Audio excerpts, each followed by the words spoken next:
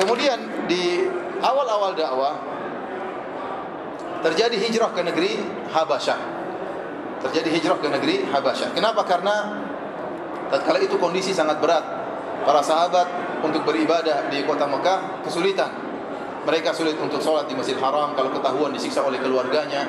Kalau kita sebutkan bagaimana Mus'ab bin Umair, ya, yang dijauhi oleh keluarganya, jadi kaya kemudian jadi miskin mendadak.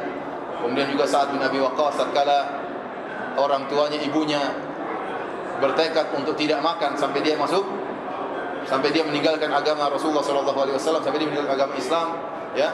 Tapi Sa'ad bin Abi Waqqas bertahan, ya. Dan kemudian Bilal dan yang lainnya disiksa, ya. Sehingga Rasulullah SAW, ya, punya ide agar para sahabat berhijrah ke negeri Habasyah.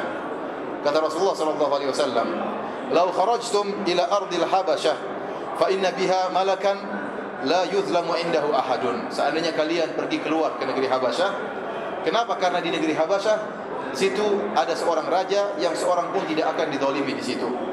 Wahai ardu sidqin hatta yaj'al Allah Ta'ala lakum, ya, farajan mimma antum fihi. Dan itu adalah negeri yang benar, ya. Dan tinggallah di sana sampai Allah memberikan solusi jalan keluar bagi kalian. Maka berangkatlah para sahabat menuju ke negeri Habasyah. Mereka takut, ya, mereka lari dengan agama mereka agar mereka bisa beribadah kepada Allah di tempat tersebut dengan nyaman dan merasa aman. Di antara yang berhijrah tatkala itu Utsman bin Affan radhiyallahu taala anhu dengan istrinya. Kalau tidak salah Ruqayyah, ya, atau Ummu Kulsum salah satunya. Utsman bin Affan. Jadi yang berhijrah bukan cuma sahabat-sahabat yang miskin, tidak. Tetapi Rasulullah SAW menyuruh mereka berhijrah dari berbagai macam strata. Ya, bahkan sahabat-sahabat yang kaya, yang memiliki nasab yang tinggi juga berhijrah. Dan ini kecerdasan Nabi, nanti akan kita jelaskan. Jadi yang berhijrah di antaranya keluarga Nabi sendiri. Keluarga Nabi. Dan berhijrah itu bukan perkara yang ringan. Pergi jauh, kemudian menempuh lautan. Karena ke negeri Habasyah harus menempuh lautan. Naik perahu, kemudian pergi ke negeri Habasyah, meninggalkan kampung halaman, meninggalkan harta, ya. Kemudian tinggal di sana. Dan kita tahu Habasyah ekonominya lebih rendah daripada Mekah. Mekah tatkala itu pusat kota. Harus pergi ke negeri yang lebih miskin. Namun yang berangkat siapa? Di antaranya Utsman bin Affan dengan istrinya. Ya, Ruqayyah, istrinya Ruqayyah binti Rasulullah sallallahu alaihi wasallam. Kemudian Abdurrahman bin Auf, saudagar kaya raya yang juga harus pergi ke mana? Ke Habasyah. Kemudian Abu Hudzaifah, Utbah bin Rabi'ah bersama istrinya Sahlah bintu Suhail bin Amr, Zubair bin Awam, kemudian Mus'ab bin Umair, Abu Salamah bin Abdul Asad dan istrinya Ummu Salamah yang nanti akhirnya menikah dengan Rasulullah sallallahu alaihi wasallam. Utsman bin Maz'un, Amir bin Rabi'ah dan istrinya Laila bintu Abi Hathmah.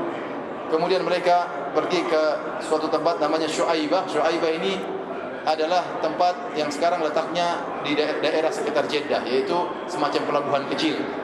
Semacam pelabuhan kecil dekat pantai. Di antara mereka ada yang naik kendaraan menuju pelabuhan tersebut. Wa minhumul masyi, di antara mereka ada yang berjalan kaki.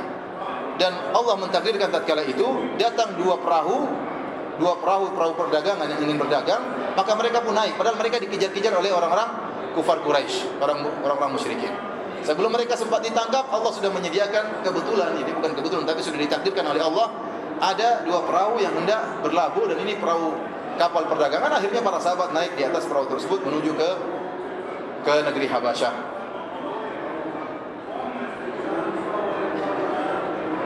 Para hadirin Allah Subhanahu wa taala, mungkin ada yang bertanya, kan banyak negeri tatkala itu kan, bisa pergi ke Madinah, bisa pergi ke Taif, bisa pergi ke mana-mana. Jawabannya, tatkala itu tidak bisa. Kenapa? Karena kota-kota lain selain kota Mekah di Jazirah Arab semuanya tunduk kepada orang Quraisy. Dan agama mereka tatkala itu musyrik semua. Agama mereka semua menyembah berhala. Kemudian mereka juga tunduk kepada orang-orang Quraisy. Nah, kalau para sahabat misalnya pergi ke Madinah, kalau orang Quraisy perintahkan untuk pulang, maka akan diusir oleh penduduk kota Madinah. Tatkala itu mereka belum masuk Islam. Suku Aus, suku Khazraj belum masuk Islam. Jadi ada tempat, maka Rasulullah SAW kemudian diberi wahyu oleh Allah bahwasanya di negeri Habasyah ada seorang raja yang adil, itu Raja Najasyi, meskipun dia beragama Nasrani. Maka berangkatlah para sahabat tatkala itu. Namun disebutkan oleh para ahli sejarah, keberadaan para sahabat di sana tidak lama, cuma beberapa bulan. akhirnya sebagian mereka, banyak di antara mereka yang balik lagi ke Mekah. Kenapa? Ada isu yang disebarkan, dan ini bahayanya isu. Disebarkan sampai ke negeri Habasyah bahwasanya pembesar kafir Quraisy sudah masuk Islam. Bahwasanya pembesar kafir Quraisy sudah masuk Islam, sehingga mereka menyangka mereka akan tatkala balik ke Mekah, namanya rindu kepada kampung halaman. Bagaimanapun tinggal di luar kampung itu kurang enak. Maka mereka ingin segera pulang kampung halaman, berharap mereka bisa beribadah dengan tenang karena pembesar kafir Quraisy sudah masuk Islam. Sebagian ulama menyebutkan sebabnya adalah tatkala Rasulullah SAW salat di Masjidil Haram, ini Rasulullah SAW membaca surat An-Najm sampai pada firman Allah, afara'aitumul Lata wal Uzza wa manat tsalitsata al-ukhra. Bagaimana menurut kalian tentang Lata dan Uzza dan Manat? Ini nama-nama tiga berhala. Kemudian syaitan membisikkan sesuatu ke Nabi, Nabi menyangka itu wahyu. Maka Rasulullah SAW berkata, tilka al-gharanikul ula allati syafa'atuhum turtaja. Inilah sembahan-sembahan yang maha tinggi dan syafaat mereka sangat diharapkan. Tatkala orang-orang kafir Quraisy mendengar Nabi membaca ayat ini adalah sembahan-sembahan yang tinggi dan syafaat mereka diharapkan, maka mereka mengatakan Muhammad tidak pernah memuji Tuhan-Tuhan kita, sembahan-sembahan kita. Maka mereka pun sujud bersama Nabi SAW. Sehingga sampailah isu bahwasanya Abu Jahal dan teman-temannya sudah masuk Islam karena ikut sujud bersama Nabi SAW. Namun kisah ini kisah yang wallahu alam adalah kisah yang tidak benar, tidak sahih. Ya, meskipun ada khilaf di kalangan para ulama, ada khilaf di antara dua hafidz yang bermadzhab Syafi'i sama-sama ahli hadis, yaitu Al-Hafidz Ibnu Katsir Ad-Dimashqi, kemudian Al-Hafidz Ibnu Hajar Al-Misri. Al-Hafidz Ibnu Hajar Al-Misri mengatakan kisah ini kisah yang ada asalnya atau yang sahih atau hasan berdasarkan banyak riwayat. Adapun Al-Hafidz Ibnu Katsir rahimahullah mengatakan hadisnya lemah dan batil. Ya, tidak bisa dijadikan dalil. Kenapa? Karena surat An-Najm ya itu turun belakangan tatkala Rasulullah SAW Isra Mi'raj, ya, isi dari surat An-Najm berkaitan dengan Isra Mi'raj, dan itu belakangan menjelang hijrah. Sementara ini baru tahun 5 kenabian. Ini yang pertama. Yang kedua, tidak mungkin syaitan, Rasulullah SAW maksum, tidak mungkin iblis kemudian memasukkan sebagian ayat di tengah-tengah ayat-ayat Al-Quran, apalagi dibaca dalam sholat. Ini tidak mungkin. Kemudian sanadnya semuanya lemah. Yang mengatakan sanadnya hasan karena mereka memandang banyak jalan sehingga saling menguatkan. Namun semua sanadnya lemah. Oleh karenanya Syekh Albani rahimahullah menulis suatu buku yang sangat bagus tentang lemahnya kisah ini, ya, yang beliau berjudul Nasbul Majanid, ya, tentang membantah pendapat ini. Yang benar intinya ada isu yang tersebar bahwasanya sebagian kaum musyrikin sudah masuk Islam, maka para sahabat pun sebagiannya pulang. Ternyata kondisinya masih sama sedia kala, tidak ada perubahan. Semakin keras penyiksaan mereka terhadap kaum muslimin. Maka akhirnya Nabi SAW menyuruh mereka untuk berhijrah kedua kali. Dan tatkala berhijrah kedua kali, lebih banyak yang berhijrah. Ya. Sekitar 83 lelaki dan sekitar 18 wanita. Maka mereka berangkat, ya. Ada suami istri, ada keluarga, ada perorangan, berangkat semua ke negeri Habasyah. Supaya apa? Supaya bisa beribadah kepada Allah. Makanya para ulama kenapa keras terhadap orang-orang yang tinggal di negara kafir. Orang-orang yang tinggal di negara kafir, bukan penduduk asli sana, tapi apalagi yang dari negeri muslim kemudian sengaja tinggal di negara kafir. Kalau memang ada maslahat yang kuat, seperti dia mempelajari ilmu tertentu yang tidak ada di negeri kita, misalnya di negara Islam tidak ada ilmu tertentu, ya, atau mungkin pengobatan atau yang lainnya, ada maslahat yang kuat, maka tidak mengapa dia ke sana, ya, atau belajar. Kalau selesai segera balik. Kenapa? Karena negara kafir negara penuh fitnah, ya, maksiat di mana-mana, ya, wanita membuka aurat di mana-mana, makan makanan yang halal pun susah. Ya, kalau sana sekedar cari kerjaan, kemudian tidak darurat, maka hendaknya jangan. Kalau Anda pun bisa menjaga iman Anda, anak-anak Anda bagaimana? Dan ini kenyataan. Saya ketemu dengan orang-orang yang tinggal di Australia, di mana, dia mungkin anak-anaknya sekolah bergaul dengan orang kafir, kenal pacaran di kafir, tanya tentang Islam tidak mengerti, jilbab bukunya wajib nggak ngerti. Kenapa? Karena tinggal di negara kafir. Maka seorang, ya, boleh tinggal di negara kafir kalau memang ada maslahat yang kuat. Tapi kalau tidak, keselamatan agama lebih utama daripada dunia, ya. Maka Rasulullah SAW menyuruh para sahabat untuk meninggalkan kampung halaman mereka agar bisa beribadah kepada Allah. Saya pernah ditanya oleh seorang tinggal di negara kafir, Ustaz, saya kerja satu tempat, saya dilarang sholat Jumat. Saya bilang keluar. Lu dapat gaji berapa? Keluar. Ngapain bertahan di situ kalau dilarang apa? Sholat. kejar dunia kemudian tidak sholat, binasa dia. Tapi kalau memang ada manfaatnya, ada maslahatnya, kemudian dia bisa berdakwah di sana, ya ini lain cerita. Ya, atau dia punya rencana yang baik untuk Islam, nggak jadi masalah. Tapi perhatian itu subhanahu wa ta'ala, kalau orang musyrikin tahu kaum muslimin pergi ke sana, maka mereka mengutus dua orang yang sangat hebat dalam berbicara. Dua orang tersebut ya adalah Amr bin As radhiyallahu ta'ala anhu yang ketika itu masih kafir. Yang satunya Abdullah bin Abi Rabi'ah. Dan yang hebat adalah Amr bin As radhiyallahu anhu. Ini orang yang sangat hebat dalam berbicara. Oleh karena pada hari ini subhanahu wa ta'ala saya akan menyampaikan hadis tentang dialog antara bagaimana rencana Amr bin As radhiyallahu anhu yang ketika itu masih musyrik untuk memulangkan kembali orang-orang kaum muslimin agar Raja Najasyi mengusir mereka pulang ke Mekah. Ya. Hadis ini hadis yang cukup panjang, diriwayatkan dengan sanad yang hasan atau sahih dalam Musnad Imam Ahmad. Ya. Dari Ummu Salamah, beliau bercerita, "Lamma nazalna ardal Habasyah, jawarna biha khaira jarin." Tatkala kami tiba di negeri Habasyah, kami tinggal di sana dengan tenang. Artinya penduduk sana sangat baik. Ya, mereka artinya sangat baik ya di sana. An-Najasyi, dialah Najasyi yang mengayomi kami di negeri Habasyah, Raja Habasyah. Aminna ala dinina, kami merasa aman dengan agama kami. Wa abadna Allah la nu'dha wa la nasma'u syai'an nakrahuhu. Kami pun beribadah kepada Allah dan kami tidak diganggu dan kami tidak mendengar suatu pun yang kami benci.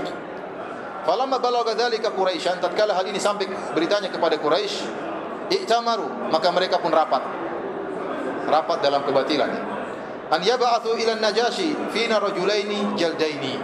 Mereka bersepakat untuk mengutus dua orang yang hebat, yang kokoh dalam berdiskusi, yang pintar, yaitu tadi Amr bin As dan Abdullah bin Abi Rabi'ah. Wa an yuhdu lin Najasyi hadaya mimma yustatrafu min mata'i Makkah. Ya, maka dan mereka bawakan hadiah-hadiah dari kota Mekah. Jadi sudah dipersiapkan rencananya memang. Tujuannya agar kaum muslimin diusir pulang ke kota Mekah. Wa kana min ajabi ma ya'tihi minha ilaihi al-udum. Dan di antara hadiah yang paling disukai oleh orang-orang Habasyah dari kota Mekah adalah kulit. Mungkin kulit yang sudah dikeringkan, yang bisa dijadikan apa, dijadikan jaket atau dijadikan baju atau dijadikan macam-macam ya. Ini paling disukai oleh Najasyi. Orang-orang Habasyah paling suka. Fajama'u lahu uduman katsiran, maka mereka pun mengumpulkan kulit yang sangat banyak. Walam yatruku min batariqatihi bitriqan ila ahdau lahu hadiyatan. Namun pintar, jadi Amr bin As sebelum datang ke Raja Najasyi, dia temui dulu menteri-menterinya, pendeta-pendetanya. Jadi caranya canggih. Pendeta-pendetanya dulu disogok, dikasih apa? Dikasih hadiah sebelum rajanya. Jadi kalau pendetanya sudah tunduk kan gampang. Jadi menteri-menterinya dikasih sogokan. Setiap pendeta semuanya dikasih hadiah. Tsumma ba'athu bidzalika ma Abdullah bin Abi Rabi'ah bin Mughirah al-Makhzumi dan Amr bin As bin Wa'il as-Sahmi. Jadi dua orang. Jadi Abdullah bin Abi Rabi'ah al-Makhzumi dan Amr bin As as-Sahmi. Dan mereka merintahkan kepada dua orang ini, idfa'u ila kulli bitriqin hadiyatahu, berikan kepada setiap pendeta, setiap menteri hadiahnya. Qabla an tukallimu Najasyi fihim, sebelum kalian ngomong sama Najasyi untuk mengusir kaum muslimin. Tsumma qaddimu lin Najasyi hadayahu, setelah itu baru kalian kasih hadiah kepada Najasyi. Tsumma saluhu an yuslimahum ilaikum qabla an yukallimahum. Dan kemudian mintalah kepada Najasyi, sudah kasih hadiah sama pendeta, kemudian kasih hadiah sama menteri, kasih hadiah sama Raja Najasyi, kemudian minta kepada dia untuk menyerahkan kaum muslimin kepada kalian sebelum, jangan sempat mereka ngomong sama kaum muslimin. Jangan sempat Raja Najasyi ngomong sama kaum muslimin. Minta kepada dia untuk menyerahkan kaum muslimin sebelum dia ngomong sama kaum muslimin. Sudah rencana disiapkan oleh mereka. Fakharajna faqadima ala Najasyi, maka fakharaja, keduanya pun keluar pergi. Dua orang ini Amr bin As dan Abdullah bin Abi Rabi'ah kemudian menemui Najasyi, dan kami hidup dengan tenang di situ, kata Ummu Salamah. Wa inda khairi jar, diayomi oleh seorang yang sangat tetangga yang sangat baik. Kemudian setiap pendeta, setiap menteri diberikan hadiah oleh mereka berdua. Sebelum mereka berdua ngomong sama Najasyi. Kemudian mereka berdua, Amr bin As dan Abdullah bin Abi Rabi'ah, berkata kepada setiap pendeta, innahu qad saba ila baladil malik minna ghilmanun sufaha. Perhatikan ini, Amr bin As pintarnya, dia mengatakan apa? Wahai para pendeta, sungguhnya telah keluar anak-anak muda yang bodoh anak-anak muda yang bodoh telah keluar dari kampung kami, ya, keluar dari adat nenek moyang mereka, dan mereka lari ke negeri kalian. Jadi dia pertama sebutkan bahwasanya yang pergi itu anak-anak muda yang bahlul-bahlul yang tinggal di kota Mekah, bukan pembesar-pembesar kota Mekah.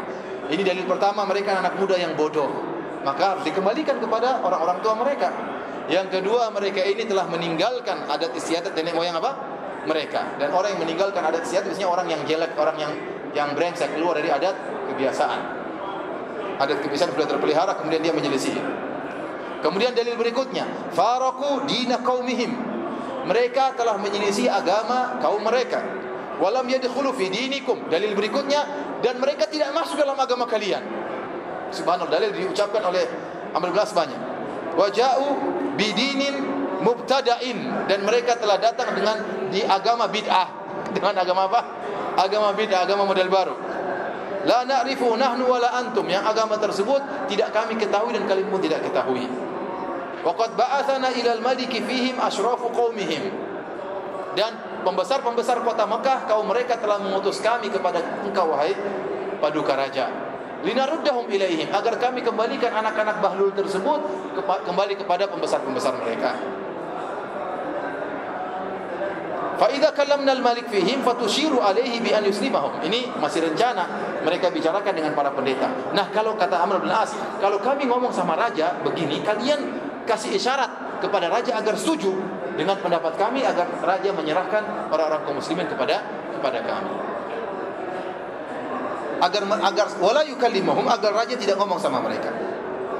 Fa inna qaumahum a'la bihim ainan, karena anak-anak muda ini diawasi oleh pembesar-pembesar mereka, oleh orang-orang tua mereka.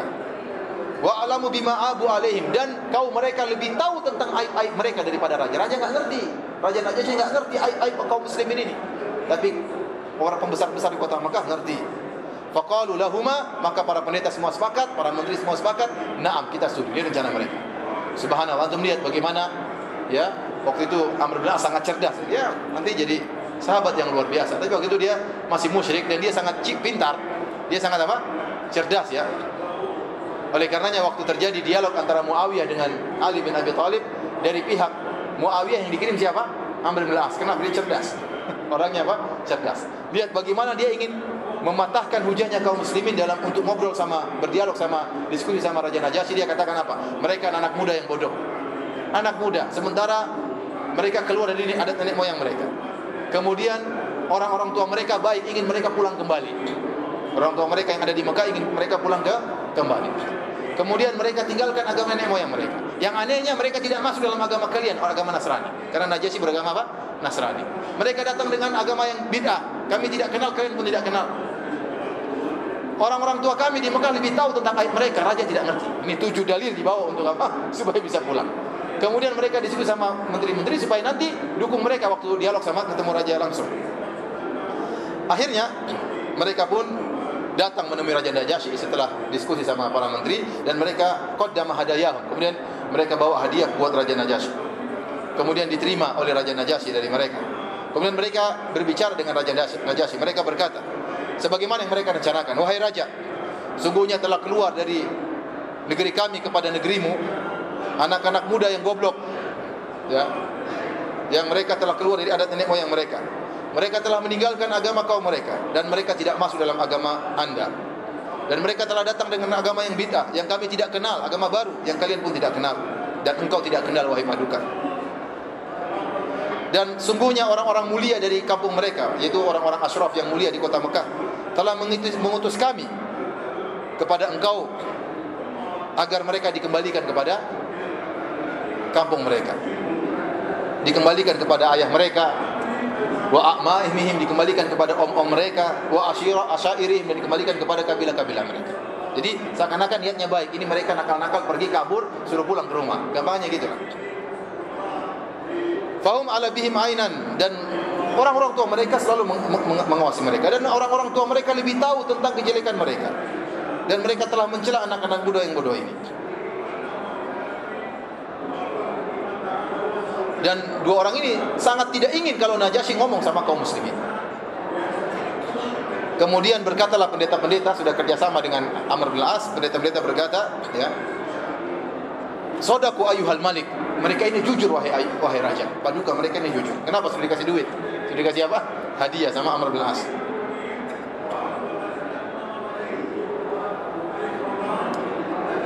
Kemudian akhirnya mereka berkata, fa aslimhum ilaihima. Serahkanlah kaum muslimin kepada dua orang ini.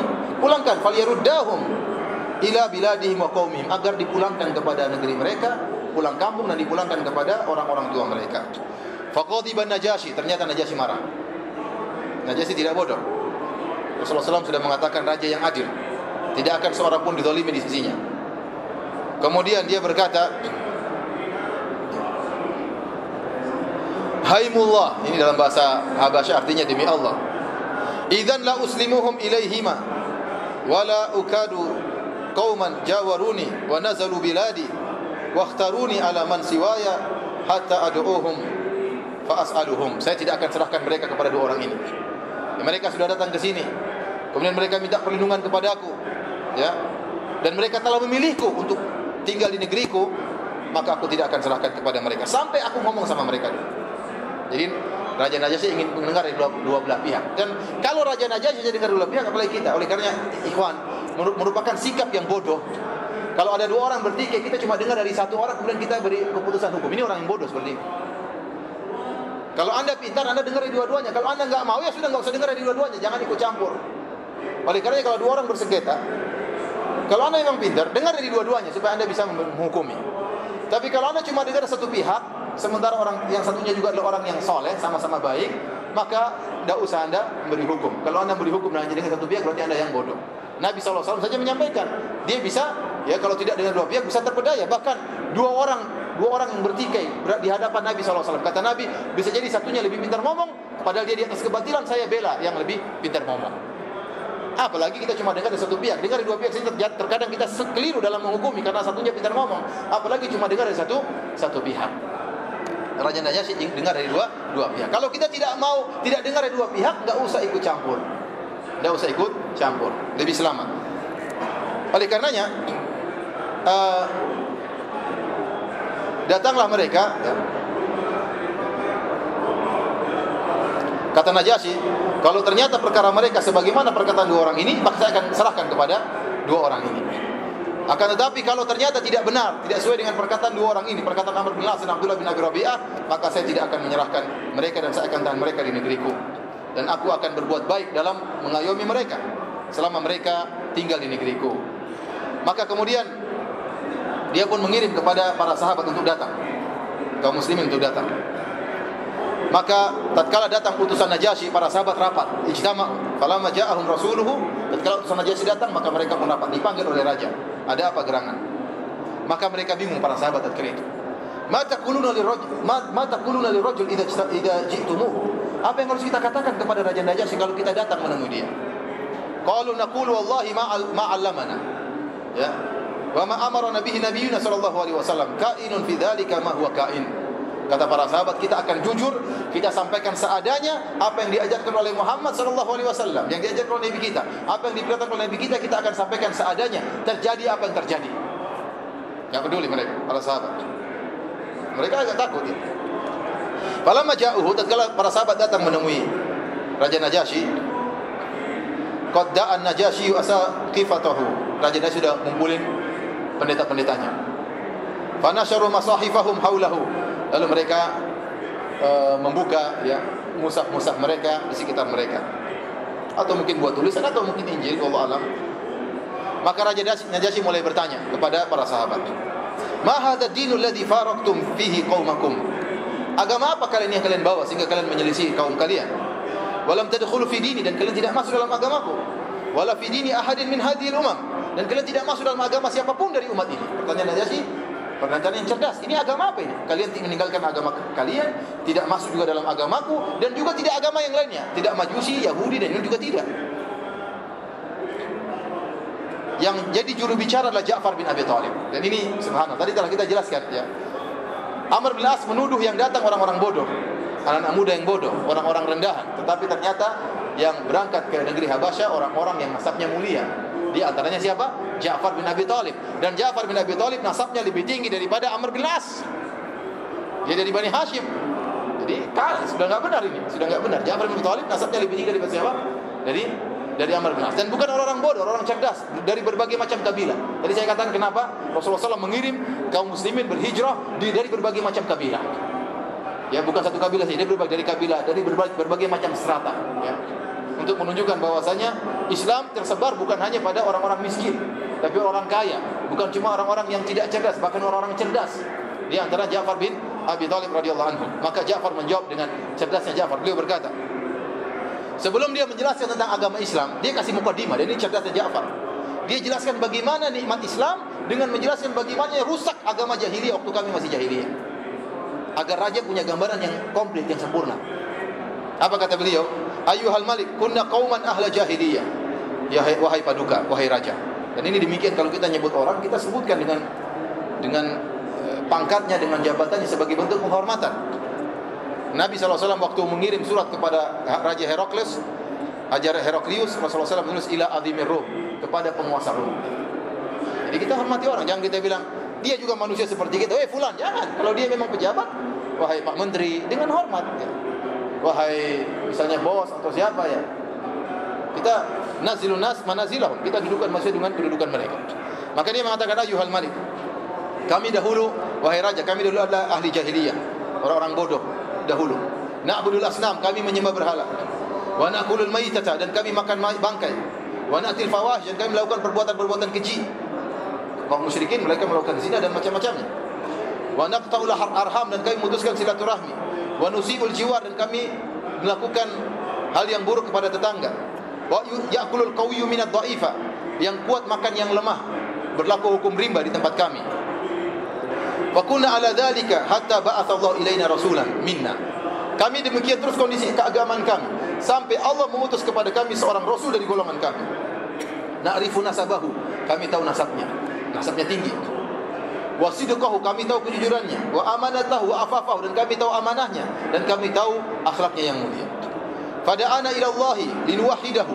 Lalu Nabi ini menyuruh kami untuk mentauhidkan Allah. Yang pertama, ingat perintah Rasulullah SAW pertama apa?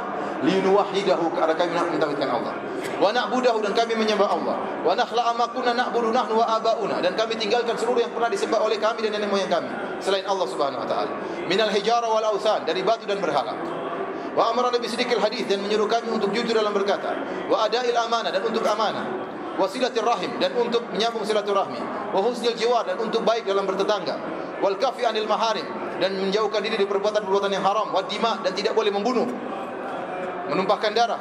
Wa nahana 'anil fawahish, dan melarang kami untuk perbuatan keji, zina dan yang lainnya. Wa qauli zur, dan melarang kami untuk berkata dusta. Wa akli malil yatim, melarang kami untuk makan harta anak yatim. Wa qahdhifil muhsanah, dan melarang kami untuk menuduh wanita baik-baik dengan tuduhan zina. Wa amarana an na'budallaha wahdahu la nusyrika bihi syai'a. Diulangi lagi tauhid. Dan memerintahkan kami untuk beribadah kepada Allah saja, tidak boleh berbuat syirik sama sekali. Wa amarna bi salati waz zakati wasiyam, dan memerintahkan kami untuk salat dan zakat dan berpuasa. Fa addada alaihi umurul Islam, maka siapa namanya? Ja'far bin Abi Thalib kesempatan lagi ngomong, dia terus sebutin terus Rasulullah nyuruh ini, supaya Najasyi punya gambaran komplit tentang apa? Tentang Islam. Karena kemarin sudah diprovokasi oleh Amr bin As, maka sekarang saatnya ngomong sampaikan semuanya. Fasaddaqnahu wa amanna bihi wattaba'nahu ala ma ja'a bi. Kami pun membenarkan nabi tersebut, dan kami ikuti nabi tersebut, dan kami ikuti apa yang dibawa. Maka kami beribadah kepada Allah semata. Kami tidak berbuat syirik sama sekali. Kami haramkan apa yang diharamkan, kami halalkan apa yang dihalalkan. Lalu kaum kami berbuat zalim kepada kami. Ini intinya.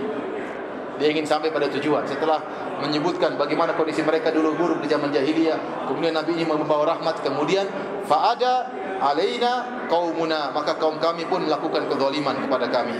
Fa'adzabuna, mereka pun menyiksa kami.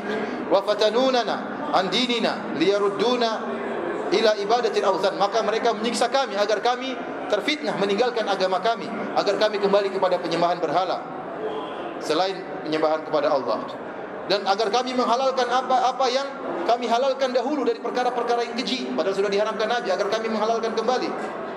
Falamma qaharuna wa zalamuna wa syaqqu alaina, tatkala mereka menyiksa kami, menzalimi kami, dan berbuat keras terhadap kami, wa halu bainana wa baina dinina, dan menghalangi kami untuk menyembah Allah, untuk mempraktekkan agama kami. Kharajna ila biladika, maka kami pun keluar lari ke negeri engkau wahai sang raja. Wakhtarnaka ala man siwak, dan kami pilih engkau daripada yang lainnya. Lihat bagaimana pintarnya siapa? Ja'far bin Abi Thalib. Kami pilih engkau. Jadi harus ada pujian memang. Ente mau dakwah harus ada pintar ngomong. Ya, kalau enggak pintar ngomong susah untuk berdakwah. Dilempar orang terus nanti. Lihat Ja'far bin Abi Thalib pintar ngomong. Dia bilang, kami pilih engkau wahai raja. Kami tidak pilih yang lain. Wa raqibna fi jiwarika, dan kami ingin dibawa ayomanmu wahai sang raja. Wa rajauna alla nuzlama indaka ayyuhal malik, dan kami berharap tidak dizalimi di sisimu wahai sang raja. Subhanallah. Dia tutup dengan perkataan tersebut, dan kami berharap tidak dizalimi di sisimu. Seakan-akan dikasih isyarat dua orang ini berbuat zalim. Lihat Ja'far bin Abi Thalib mencela mereka, ya, dua orang ini secara tidak langsung. Dia cerita tentang kondisi di Mekah. Maka Najasyi berkata, hal ma'aka mimma ja'a bihi anillahi min syai'? Apakah kau bawa sesuatu dari apa yang dibawa oleh Muhammad dari Allah Subhanahu wa taala?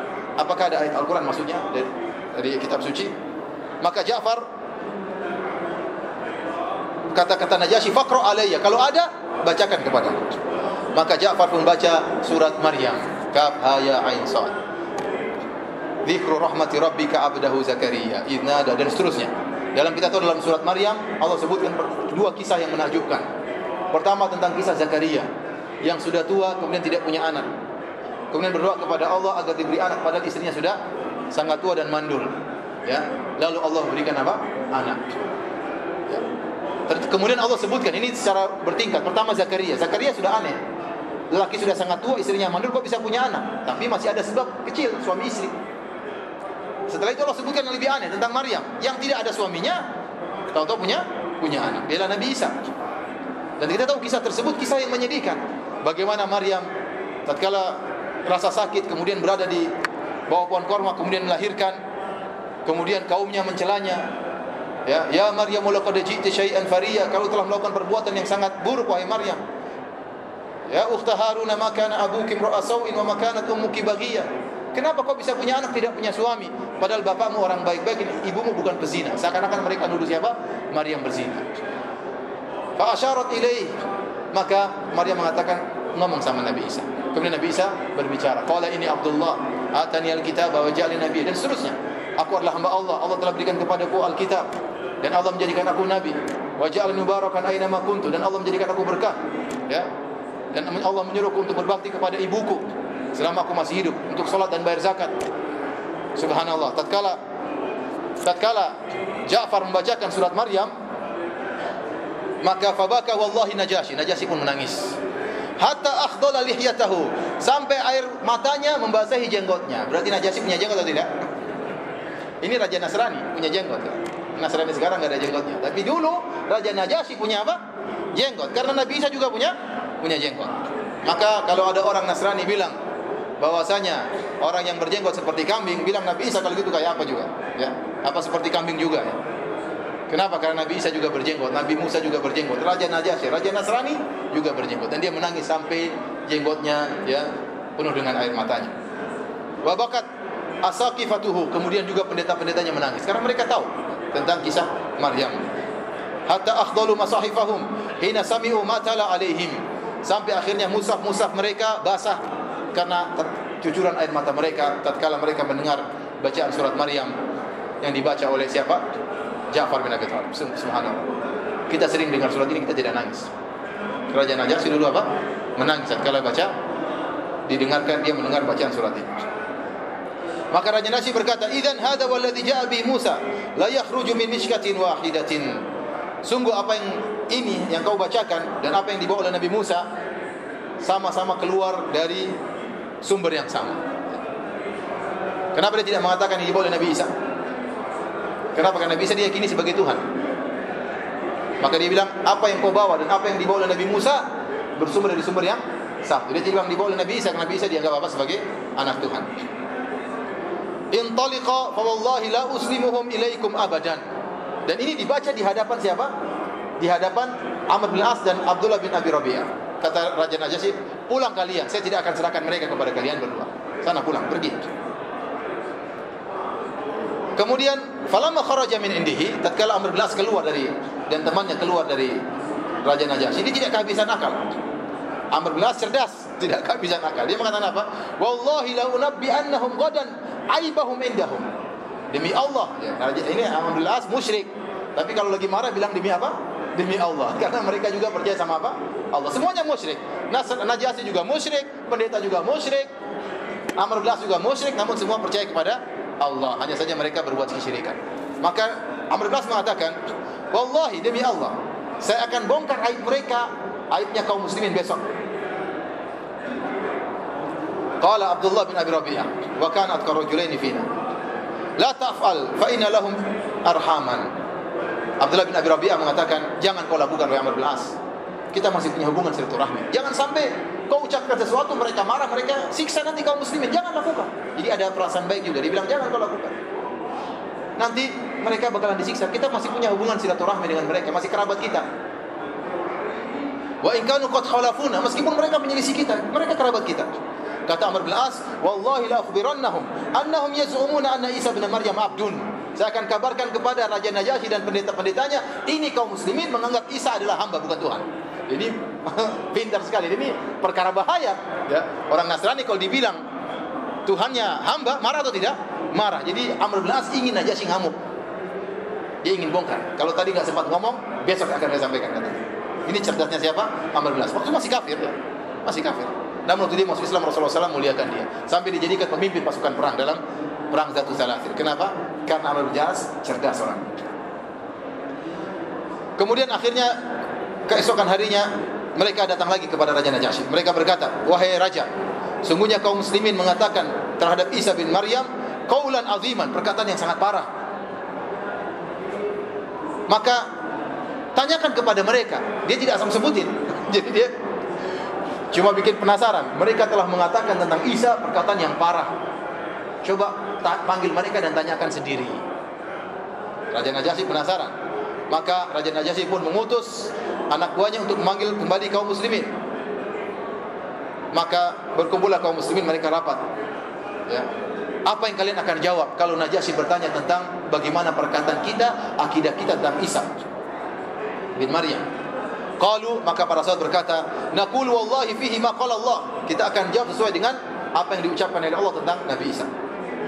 Wa ma ja'a bi nabiyyuna ka'inan fi dzalika ma huwa ka'in. Dan sebagaimana dijelaskan oleh Nabi SAW, kita tidak perlu apa yang terjadi. Pokoknya kita mau jujur. Apa yang Allah bilang, Nabi bilang, kita sampaikan. Falamma dakhalu alaihi, tatkala kaum muslimin bertemu dengan Raja Najasyi, mereka berkata, Najasyi berkata, "Ma taquluna fi Isa bin Maryam?" Apa pendapat kalian tentang Isa bin Maryam? Ja'far berkata, bin Abi Thalib, "Naqulu fihi alladhi ja'a bi nabiyyuna." Kami akidah kami tentang Nabi Isa sebagaimana yang diyakini, yang disampaikan oleh Nabi Muhammad SAW. Huwa abdun lillah wa rasuluhu. Dia adalah hamba Allah dan Rasulnya. Wa ruhuhu, dia tidak cuma sampai di situ, dan dia jelaskan wa ruhuhu wa kalimatuhu alqaha ila Maryam al-azra al-batul. Dan dia adalah ruh dari ruh yang Allah tiupkan ke perut, ke rahimnya Maryam yang gadis, dengan kalimat kun fayakun tentunya. Fa akhadha minha udan. Waktu mendengar penjelasan Ja'far bin Abi Thalib, Najasyi kemudian mengambil sebuah kayu. Tsumma qala ma ada Isa bin Maryam ma qulta hadzal ud. Apa yang kalian ucapkan benar. Nabi Isa tidak melampaui apa yang kalian telah ucapkan. Allah alam, mungkin itu sebabnya Raja Najasyi masuk Islam, dan benar dia pun masuk Islam. Makanya waktu dia meninggal dunia Raja Najasyi, Rasulullah SAW menyolatkan salat gaib. Ya, Rasulullah SAW mengatakan doakan ampunan li akhikum, bagi saudara kalian. Dan perkataan akhi itu biasanya diitlakan kepada saudara sama muslim. Oleh karena Raja Najasyi masuk Islam, dan kemudian dia disolatkan gaib. Kenapa disolatkan gaib? Karena rakyatnya tidak masuk Islam. Kemungkinan besar tidak ada yang menyolatkan dia. Maka Nabi SAW dan para sahabatnya menyolatkan Raja Najasyi di kota Madinah. Jasadnya tetap di mana? Di Habasyah. Kemudian apa? Fatanakharat batariqatuhu haulahu hina qala maqal. Waktu Raja Najasyi mengatakan demikian, Nabi Isa tidak melewati apa yang diucapkan oleh Ja'far, maka pendeta-pendetanya gitu bahasa Indonesia apa namanya? Menghembuskan nafas menunjukkan marah, menggerutu. Dan ini didengar oleh Raja Najasyi karena mereka tidak setuju, mereka maunya Isa Tuhan, tidak boleh dikatakan hamba. Maka apa kata Raja Najasyi? Wa inna khartum wallahi, meskipun kalian menghembuskan napas, saya tidak perlu dikata siapa? Raja Najasyi. Ini mungkin menunjukkan dia masuk Islam. Kemudian dia mengatakan idhabu wa antum suyumun bi ardi, pergilah kalian wahai Ja'far dan teman-temanmu, sungguhnya kalian aman di negeriku. Ini para hadirin Allah Subhanahu wa taala, ya, yang disebutkan dalam kisah dialog antara Raja Najasyi dengan Ja'far bin Abi Thalib, yang akhirnya mereka tetap tinggal di negeri Habasyah dalam waktu yang lama. Sampai Ja'far bin Abi Thalib tinggal di situ dan tidak pulang ke kota Madinah kecuali pada tahun 7 Hijriah tatkala terjadi perang Khaybar. Padahal sebelumnya Rasulullah SAW sudah berhijrah ke kota Madinah. Jadi lama sekali, bayangkan dari tahun 5 kenabian sampai tahun 7 Hijriah, berapa tahun?